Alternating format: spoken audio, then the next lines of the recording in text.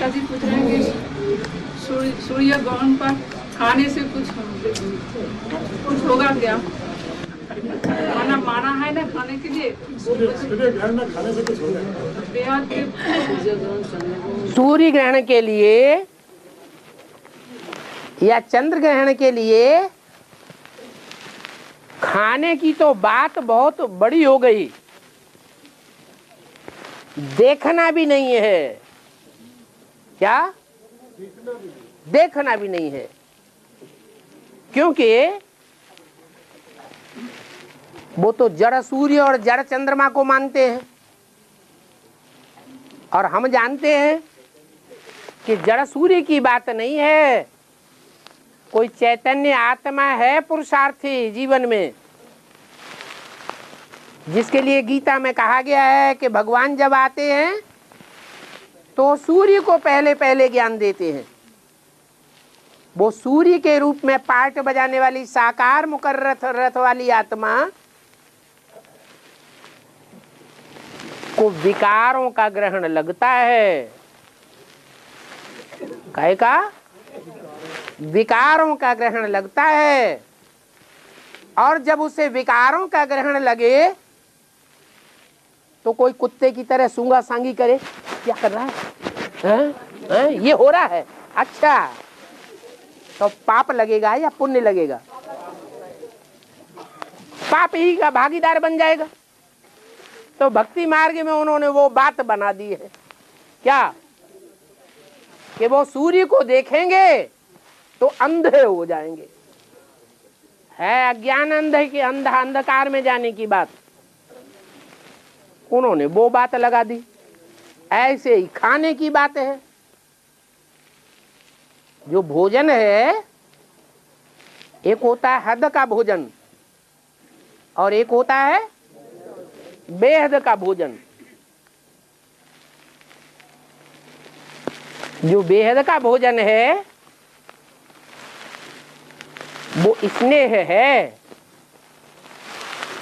और आत्मा का भोजन, आत्मा जिससे तृप्त होती है वो स्नेह का भोजन है। और वो स्नेह का भोजन साकार से ही मिलता है, निराकार से भोजन नहीं मिलता है। तो जो साकार से भोजन मिलता है वो भोजन नहीं खाना चाहिए, क्योंकि उसको तो पहले से ही ग्रहण लगा हुआ है। काहे का? विकारों का ग्रहण लगा हुआ है। तो भक्ति मार्ग में मान्यता है कि उपवास करो, उपवास करो और याद में रहो, ताकि ग्रहण छूट जाए। क्या करो? याद का दान दो, दे दान तो छूटे ग्रहण। और चिल्लाते भी कौन हैं? जोर से चिल्लाते हैं, दे दान तो छूटे ग्रहण। जो मरघटा होता है ना, वहां जो चांडाल होते हैं वो चिल्लाते हैं को सूर्य को ग्रहण लग रहा है, अब क्या करो? बुद्धि योग का दान दो तो वातावरण सुधर जाए और ग्रहण छूट जाए। वास्तव में ग्रहण क्या है वो तो कई बार बता दिया। क्या है ग्रहण सूर्य के ऊपर? ये बुद्धुओं की बात है कि सूर्य को ग्रहण लगता है। सूर्य तो आग का गोला है, रोशनी का बड़ा भारी पुंज है, उसमें अज्ञान कहां से आ जाएगा? ये तो पृथ्वी का परछाया पड़ता है, बीच में चंद्रमा आ जाता है,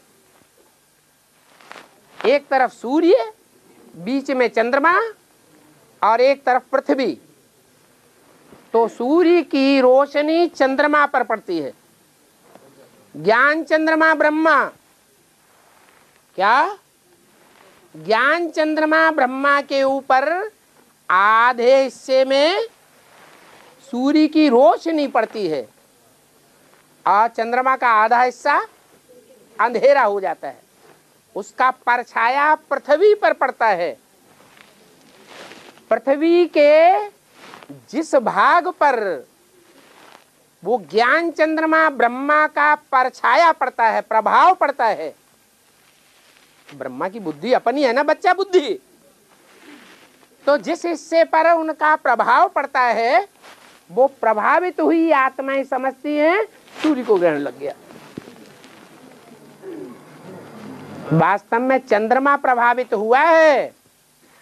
चंद्रमा के प्रभावित होने से पृथ्वी के ऊपर जो परछाया पड़ा जिन लोगों के ऊपर, वो अंधेरे में आ गए, वो खुद अंधेरे में आ गए हैं, अनिश्चय बुद्धि हो गए हैं, सूर्य उनको दिखाई नहीं पड़ता है। और क्या कहते हैं, सूर्य को बेकार लग गए,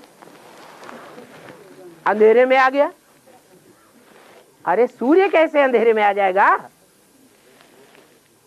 चंद्रमा को ग्रहण लग सकता है, सूर्य को ग्रहण लगने की बात नहीं है। सूर्य के ऊपर कोई का परछाया नहीं पड़ता, वो किसी से प्रभावित नहीं होता। और आत्माएं निश्चय अनिश्चय के चक्र से प्रभावित होती हैं।